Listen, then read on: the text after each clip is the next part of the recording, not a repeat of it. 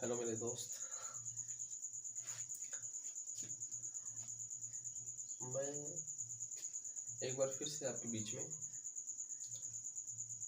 वही आधुनिक भारत का इतिहास में यूरोपीय कंपनियों का आगमन लेकर के आया हूँ। कल थोड़ी सी प्रॉब्लम हो गई थी, तो मैं कल वीडियो जब बना रहा था तो कुछ अब जानते हैं कुछ ना कुछ प्रॉब्लम आती रहेगी। कभी लाइट की प्रॉब्लम आएगी, कभी मोबाइल की बैटरी की प्रॉब्लम आएगी, कभी किसी चीज़ की प्रॉब्लम आएगी, तो प्रॉब्लम आती रहेगी। तो प्रॉब्लम से दूर नहीं भागना है, तो ध्यान दीजिएगा। कल थोड़ी सी प्रॉब्लम आ गई थी, इसलिए वीडियो सिर्फ 10 मिनट की अपलोड किया था। आज सही से अपलोड कर दूंगा, आज पूरी फुल वीडियो रहेगी। तो मैं कल बताया था भारत में यूरोपीय कंपनियों का आगमन कल था। भारत में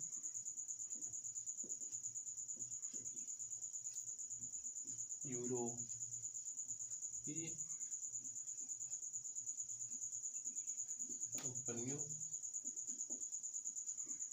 का आगमन, यही मैं बताया था कि यूरोप के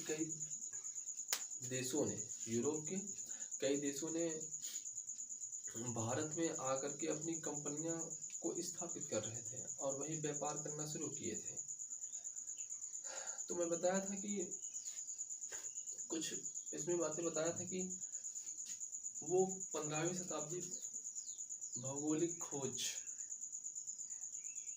शताब्दी जो थी वो भौगोलिक खोज स्टार्ट हुई। 15वीं शताब्दी में भौगोलिक खोज स्टार्ट हुई थी और वहीं पुर्तगाल का एक राजा था जिसका नाम था हेनरी द नेविगेटर ने लोगों को प्रोत्साहित किया था यात्रा करने के लिए।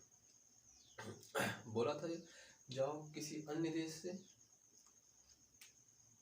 से जाओ, अन्य देश के बारे में जाकर के जानो कि वहाँ के लोग कैसे हैं। मैं बताया था वहाँ के लोग कैसे हैं, वहाँ की आर्थिक स्थिति कैसी है, वहाँ की सामाजिक स्थिति कैसी है, वहाँ की आर्थिक स्थिति कैसी है, वहाँ की धार्मिक स्थिति कैसी है। तो वहीं से एक पुर्तगाल का ही एक नाविक था जिसका नाम था बार्थोलोमेओ डियाज ने उपतमास अंतरिक्ष की खोज की थी सन 1487 ईस्वी को, और उसने उसका नामकरण किया था तूफानी अंतरिक्ष। तूफानी अंतरिक्ष इसलिए कहा था कि उस अंतरिक्ष में सब बहुत ज़्यादा हवाएं चल रहे थे, तूफान चल रहे थे, इसलिए उसको तूफानी अंतरिक्ष कहा था। और वहीं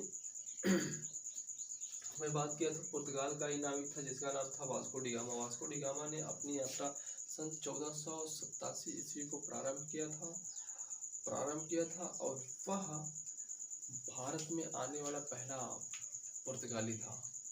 कैसे आया था वह? जो बार्थोलोमेओ डियाज ने जिस अंतरिक्ष की खोज की थी उसी के अंतरिक्ष होते हुए वह कालीकट में एक प्रसिद्ध बंदरगाह है कोप्पक डाबो बंदरगाह पर पहुंचता है। पहुंचने के बाद वह कालीकट का एक राजा था, जिसका एक हिंदू राजा था, जिसका जो एक पैतृक उपाधि धारण किए हुए बैठा था, और पैतृक उपाधि उसकी थी जेमोरिन की थी। तो जेमोरिन के दरबार में पहुंचता है और जेमोरिन उसकी स्वागत करता है, हार्दिक स्वागत करता है, और वह उसके दरबार में जाता है और वहाँ से कालीकट से वह काली मिर्च, मसाले, जड़ी बूटियाँ वगैरह की अनुमति लेता है और ये सारी की सारी सामग्रियाँ लेकर के सन 1499 ईस्वी को पुनः पुर्तगाल वापस आ जाता है और 1498 ईस्वी को आया था। कब आया था? 1498 ईस्वी को आया था, ये भी मैं बताया था। 1498 ईस्वी में आया था और फिर से अपना 1502 ईस्वी में आता है और गया था। उसके बाद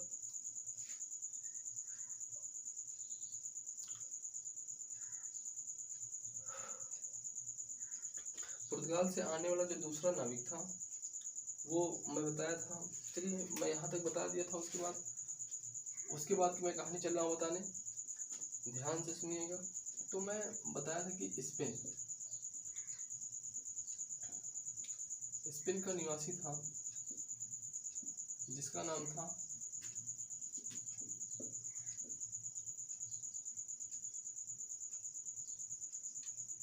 कोलंबस।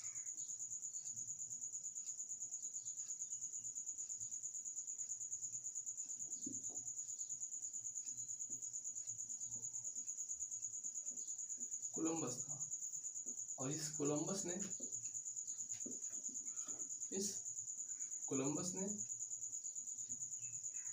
अमेरिका के लिए समुद्री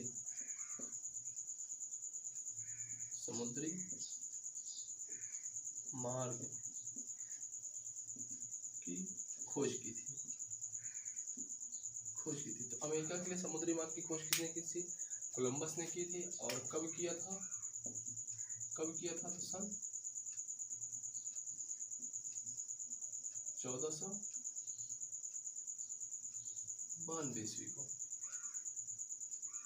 सन 94 था शायद, सन 1494 ईस्वी को, सन 1494 ईस्वी को किया था ये।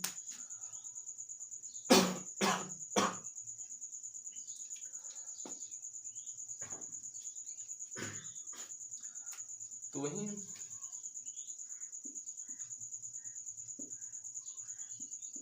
पुर्तगाल में आने वाला जो दूसरा पुर्तगाल से आने वाला दूसरा व्यक्ति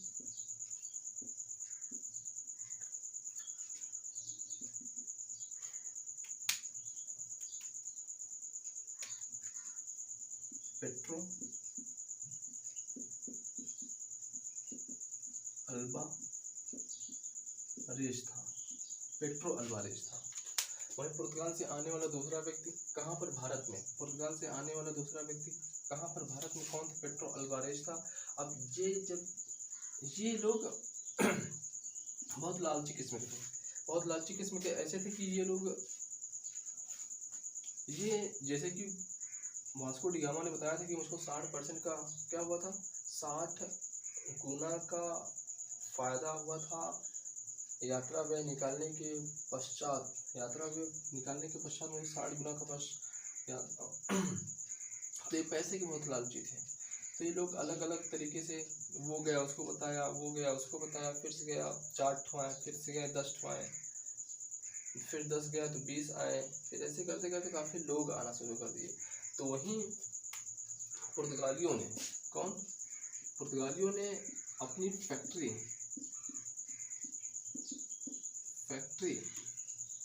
वहीं पुर्तगालियों ने पहली फैक्ट्री का निर्माण करते हैं। कहाँ पर?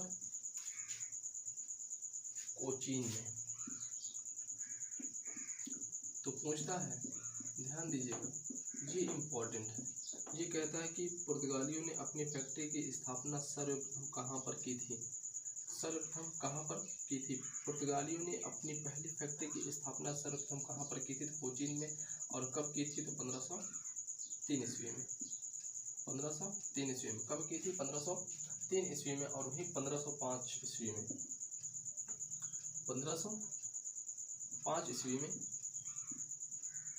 1505 ईस्वी में इसने एक फैक्ट्री की स्थापना और कर दी। 1505 ईस्वी में पुर्तगालियों की दूसरी फैक्ट्री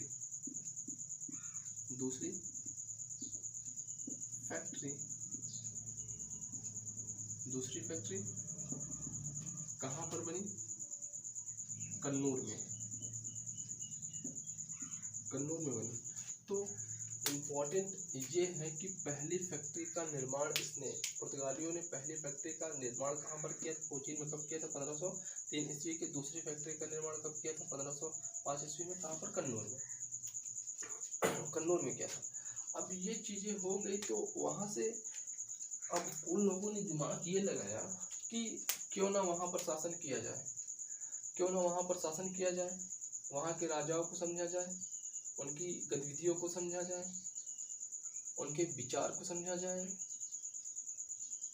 ये सब समझने के लिए वहीं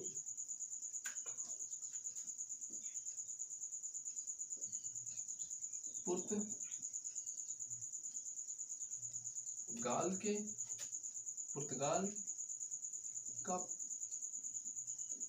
पहला वायस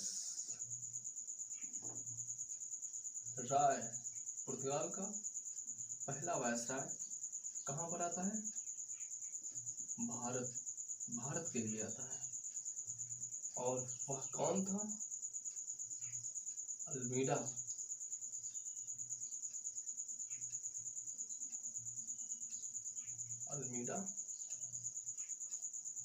अल्मीडा था। कौन था? अल्मीडा था। कब आया था? 1505 ईस्वी से 1509 ईस्वी तक था। 1505 ईस्वी से 1509 ईस्वी तक था। इस अल्मीडा का जो सोच थी, जो इसका उद्देश्य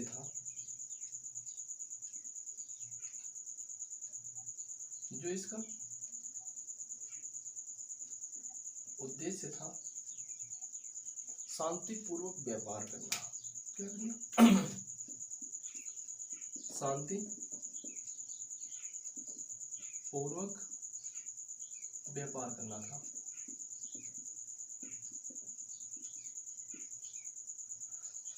इसका मुख्य उद्देश्य, इसका मूल उद्देश्य क्या था? शांतिपूर्वक व्यापार करना था। और वही इसकी नीति,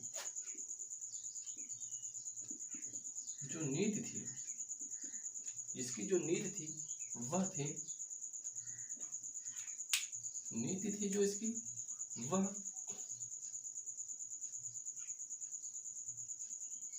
शांत जल की नीति,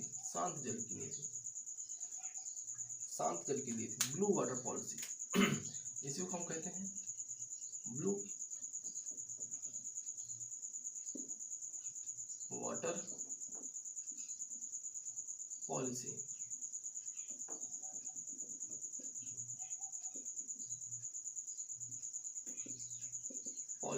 ब्लू वाटर पॉलिसी।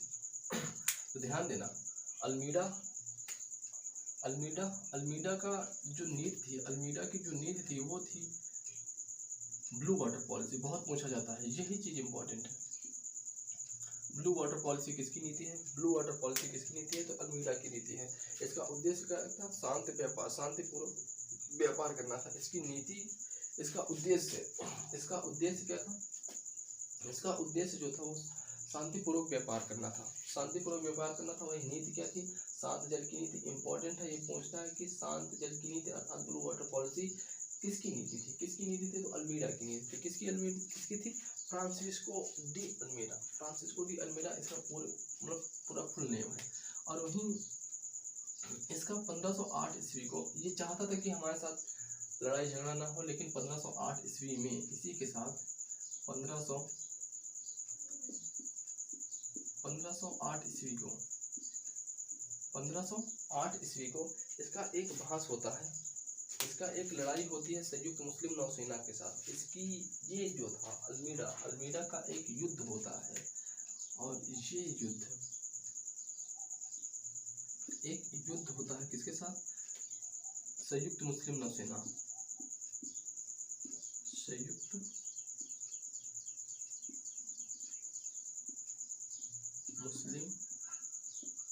के साथ।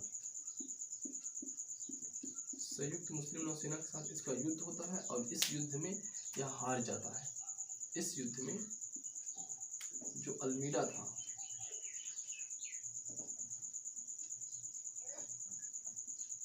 हार जाता है।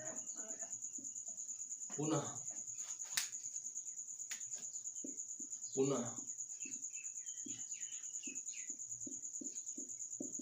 1509 ईस्वी को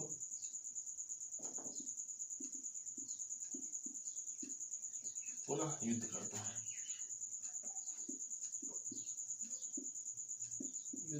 पुनः युद्ध करता है और फिर से किसके बीच? संयुक्त मुस्लिम नौसेना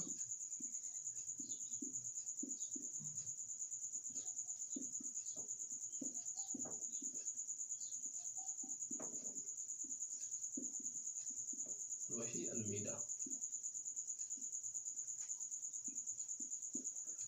क्या होता है, इसमें जीत जाता है।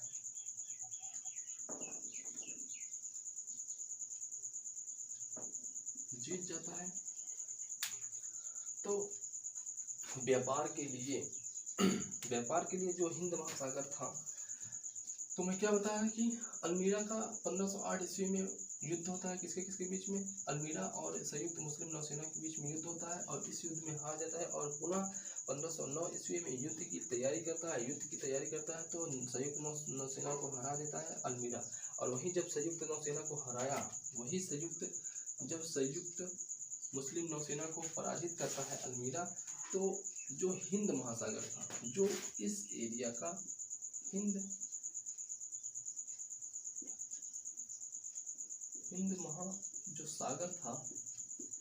महासागर, उसे 16वीं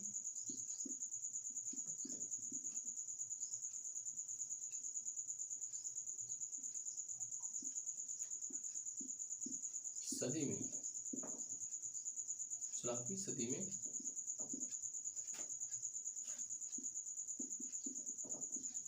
हिंद महासागर को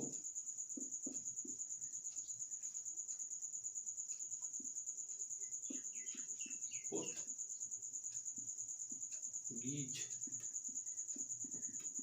सागर कहा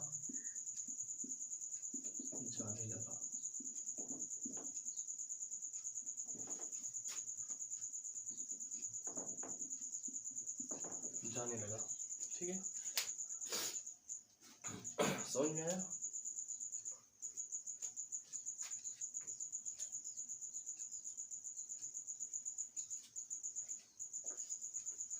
ठीक है, मैं इसको जल्दी साफ करता हूँ। साफ करने के बाद बस इसको मैं आज खत्म करूँगा। पॉज करके अपना वीडियो आप लोग लिख लीजिएगा।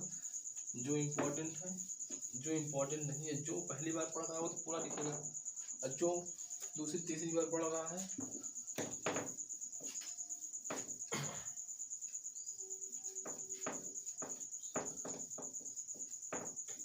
पॉज करके अपना लिख लीजिएगा, मैं कह रहा हूँ। ठीक है, तो वहीं अल्फांसो डी अल्बुकर्क आता है। अल्फांसो डी अल्बुकर्क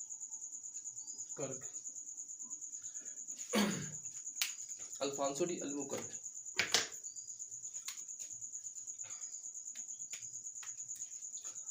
अल्फांसो सही है, अल्फांसो डी अल्बुकर्क। अल्फांसो जो था, अल्फांसो डी अल्बुकर्क को 1500, इसका जो शासन काल था, भारत में दूसरा गवर्नर बना करके इसको भेजा गया। पुर्तगाली का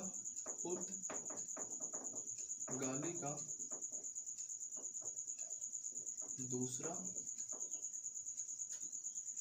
गवर्नर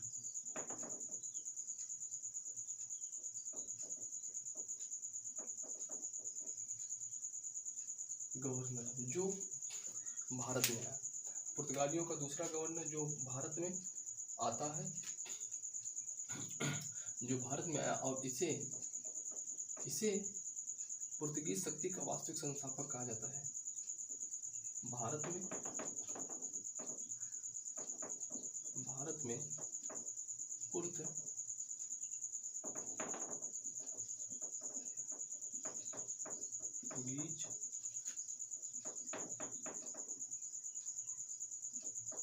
शक्ति का वास्तविक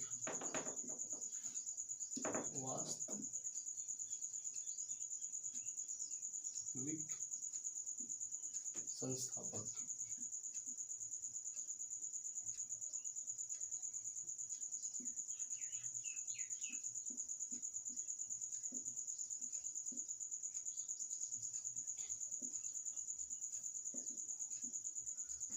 भारत में पुर्तगाली शक्ति का वास्तविक संस्थापक किसे कहा जाता है?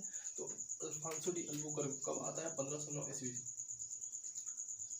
1509 ईस्वी से 1515 ईस्वी 1509 ईस्वी से 1515 ईस्वी को आता है। 1509 ईस्वी से 1515 ईस्वी में आता है। ठीक है। जैसे ही अल्बुकर्क आया तो अल्बुकर्क ने जो मैं बताया था 1503 ईस्वी को पुर्तगालियों ने कोचीन को अपनी पहली फैक्ट्री स्थापित की। पहली फैक्ट्री अपनी स्थापित कहाँ पर की थी? 1503 ईस्वी में कोचीन में। तो वही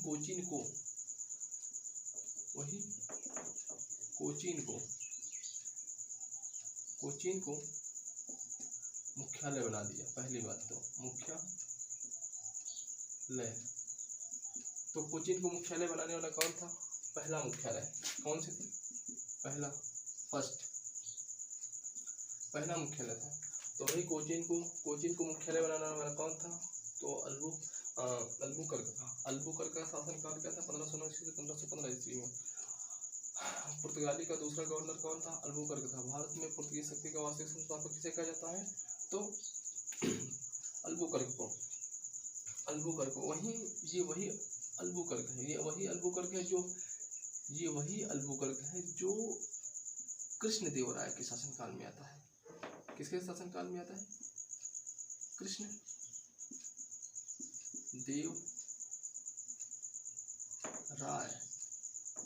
कृष्णदेवराय के शासनकाल में आता है। अब कृष्णदेवराय से निवेदन करता है कि मुझे भटकल में फैक्ट्री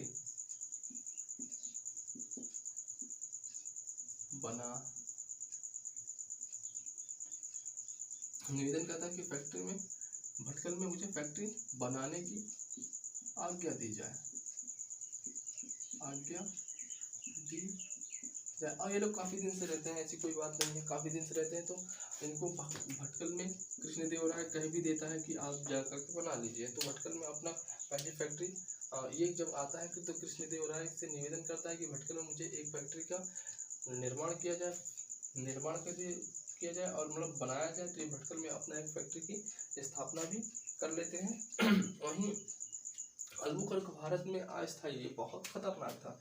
ये जो अल्बुकर्क था, अल्बुकर्क ये चाहता था कि जो हमारे पुर्तगाली लोग हैं वो आकर के भारत में अपना स्थायी तरीके से रहे। स्थायी तरीके से ऐसे रहे, ये चाहता था कि यहाँ पर पुर्तगाली आबादी बसाना चाहता था। ये अल्बुकर्क चाहता था कि यहाँ पर इस भारत जैसे देश में पुर्तगाली आबादी बसाया जाए। कैसे बसाया जाए? तो ये ऐसा था कि ये पुर्तगाल के जो लड़के थे, जो पुरुष थे, वो भारत की महिलाओं के साथ शादी करवाना चाहता था। तो ये इसका मेन उद्देश्य था। इसका उद्देश्य क्या बन गया कि ये स्थायी पुर्तगीज आबादी बसाना चाहता था भारत में स्थायी पुर्तगीज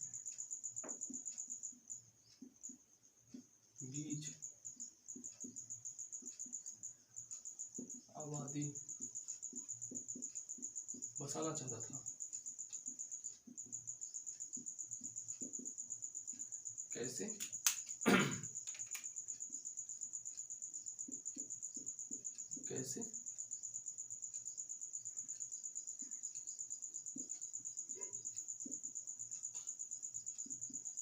भारतीय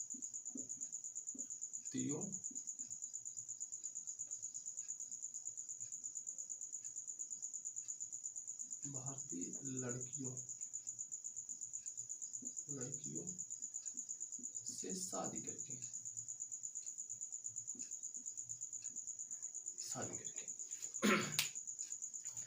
करके वहीं 1515 ईस्वी में इसने एक चर्च का निर्माण किया था। वहीं मैं 1515 ईस्वी में 1515 ईस्वी में एक चर्च बनवाया। कहाँ पर? गोवा में पूजा पाठ करने के लिए चर्च का निर्माण किया। 1515 ईस्वी में इसने एक चर्च का निर्माण किया था। कहाँ पर? गोवा में किया था, जिसका नाम था जेवियर चर्च। जिसका नाम क्या था? Xavier church. जिसका नाम क्या था? Xavier church. क्या नाम था? Xavier church. तो मैं क्या कह रहा हूँ कि अल्फांसो डी अल्बुकर्क दूसरा पुर्तगाली था जो भारत में गवर्नर बन करके आया था। भारत में पुर्तगीज शक्ति का वास्तविक संस्थापक किसे कहा जाता है? अल्बुकर्क को। कोचीन को पहला मुख्यालय बनाया। कोचीन को जैसे ही आया तो इसने एक काम ये किया कि कोचीन में एक मुख्यालय, कोचीन को अपना मुख्यालय बनाया और वहीं से अपना काम धाम देख रेख स्टार्ट कर दिया। और वहीं कृष्णदेवराय से निवेदन करता है कि भटकल में एक फैक्ट्री की स्थापना की आज्ञा दी जाए, स्थापना करो। और वही भारत में स्थायी पुर्तगीज को बसाना चाहता था। कैसे चाहता था? तो कैसे चाहता था? कैसे? तो भारतीय लड़कियों से शादी करके स्थायी पुर्तगीज आबादी बसाना चाहता था। और एक इम्पोर्टेंट ये बात है इसकी इम्पोर्टेंट एक ये बात है कि एक आदिल शाह था।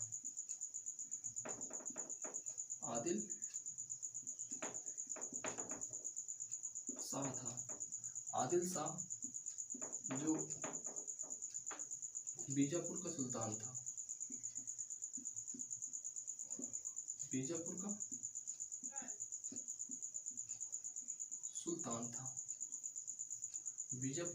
था। इसने जो गोवा था, इसके पास गोवा पर अधिकार था। तो 1510 ईस्वी को छीन लेता है। 1510 ईस्वी में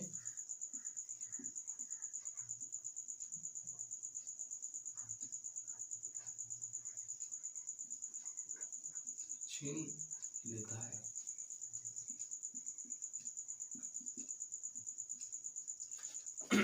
ये इम्पोर्टेंट है।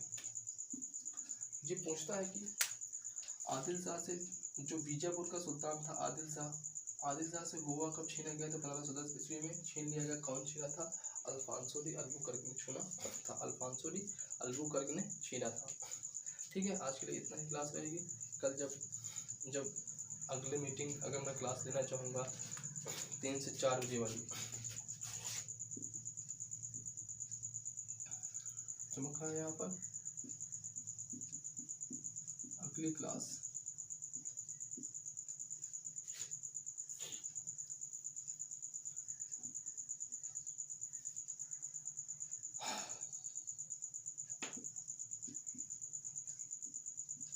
जो अगली क्लास होगी वो होगी 3 से 4 बजे। और 3 से 4 बजे किस चीज़ की मैं क्लास लूँगा? मुगल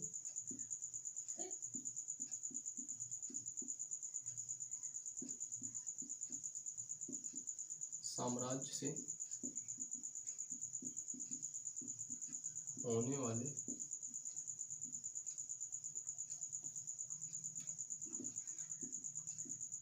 महत्वपूर्ण युद्ध। इम्पोर्टेंट है। अगली जो क्लास होगी कितने बजे होगी, इस चीज़ को ध्यान दीजिएगा। अगली क्लास जो होगी 3 से 4 बजे होगी। मुगल से संबंधित होगी। मुगल साम्राज्य से होने वाले महत्वपूर्ण युद्ध होंगे। तो ठीक है। आज के लिए इतना ही। धन्यवाद मेरा वीडियो देखने के लिए। धन्यवाद जो लोग नहीं देख रहे हैं, जो लोग देख रहे हैं, बहुत बहुत धन्यवाद उन लोगों को। मेरा बस यही कहना है कि पढ़ाई बहुत इम्पोर्टेंट है, पढ़ाई बहुत इम्पोर्टेंट है। और आप लोग जानते हो कि ये टाइम वो टाइम है कि हर एक दंपत्ति अपने बच्चे को पढ़ाना चाहता है, हर एक कपल अपने बच्चे को पढ़ाना चाहता है। और इसलिए मैं सोच रहा था कि यार काफ़ी लोग वीडियो डालते हैं, तो जैसे मैं भी पढ़ता हूँ, मैं भी पढ़ करके अपना वीडियो डालूँ, तो मैं अपना वीडियो डाल रहा हूँ। तो मैं सोच रहा हूँ कि इस वीडियो को फॉरवर्ड ज़रूर करिएगा, शेयर ज़रूर करिएगा अपने दोस्तों के बीच में। मैं कह रहा हूँ कि थोड़ा सा ये मेरी दूसरी वीडियो है, थोड़ा सा सही नहीं लगेगा। जैसे जैसे आप पढ़ते जाओगे, समझते जाओगे, समझ में आता जाएगा। ठीक है, आप धीरे धीरे पढ़ते रहिए, धीरे धीरे समझते रहिए। मैं बहुत ज़्यादा नहीं पढ़ाया हूँ। अब मैं अगर डेढ़ घंटे की क्लास लूँगा तो लोगों को ऊब लग जाएगी, इसलिए मैं नहीं चाह रहा हूँ 1.5 घंटे की क्लास लेना। बस थोड़ा थोड़ा अगले टाइम पे फिर आऊँगा तो मुगल साम्राज्य से होने वाले महत्वपूर्ण युद्ध को बता दूंगा। और बहुत ही इम्पोर्टेंट है ये, बहुत ही इम्पोर्टेंट है, बहुत ही महत्वपूर्ण है। ध्यान दीजिएगा इस चीज़ को। ज़रूर 4 बजे आप लोग इस वीडियो को देख लीजिएगा। ठीक, तो इस वीडियो को मेरा यही उद्देश्य है कि इस वीडियो को काफ़ी लोग देखें, काफ़ी लोगों तक पहुंचनी चाहिए। और मैं वादा करता हूँ आपसे, आने वाला टाइम बहुत ही अच्छा होगा। मैं बहुत ही अच्छे तरीके से पढ़ाऊँगा। ठीक है, मैं भी एक ज़मीन से उठा हुआ इंसान हूँ, अभी ज़मीन पर ही हूँ, अभी मैं उठ रहा हूँ। मैं काफ़ी दिनों से पढ़ा रहा हूँ, तो सपोर्ट करिएगा मेरा। मैं अगर सोचूंगा आप मेरे साथ में है तो मुझे किसी चीज़ की प्रॉब्लम नहीं होगी। ठीक है, धन्यवाद। आज के लिए इतना ही। जब कल आओगे, कल अभी आओगे, उसके बाद कल आओगे, तो कल जब आओगे तो मैं कल के लिए जो वीडियो रहेगी मैं यहाँ लिख दे रहा हूँ। कल के लिए, कल सुबह 6 बजे से रहेगी, कल सुबह 6 बजे से रहेगी। और वो है अंग्रेज के बारे में, अंग्रेज के बारे में पढ़ाऊँगा। ठीक है ना, अंग्रेज के बारे में पढ़ाऊँगा। वैसे तो डच आते हैं, लेकिन डचों को कोई वो नहीं है। मैं कल अंग्रेज के बारे में पढ़ूँगा। थोड़ा सा क्या है फिर भी, अंग्रेज किसको हरा करके उसकी फैक्ट्री पर अपना कब्जा कर लेता है। तो ये सब सारी की सारी ईस्ट इंडिया कंपनी की स्थापना कब हुई, कब कहाँ व्यापार कर रही थी, तो ये सब चीज़ें कल बताई जाएगी। ठीक है, तो इतना अगर समझ में आया होगा तो हमें आपसे उम्मीद है कि इतना आपको समझ में आया होगा। नहीं समझ में आया होगा तो आप चैट पर कह सकते हैं हमसे, चैट करके आप बता दीजिएगा कि मुझे समझ में नहीं आया, तो फिर से बता दूंगा। अगर समझ में आया होगा तो फिर भी अच्छा है। ठीक है, धन्यवाद, बेस्ट ऑफ लक। आराम से पढ़िए लिखिए और पढ़ाई कभी मत छोड़िएगा। सब कुछ छोड़ दीजिएगा लेकिन पढ़ाई कभी मत छोड़िएगा। पढ़ाई एक, किसी ने क्या खूब कहा है कि शिक्षावा से अपने का दूध है, जो जितना पिएगा उतना दहाड़ेगा। धन्यवाद।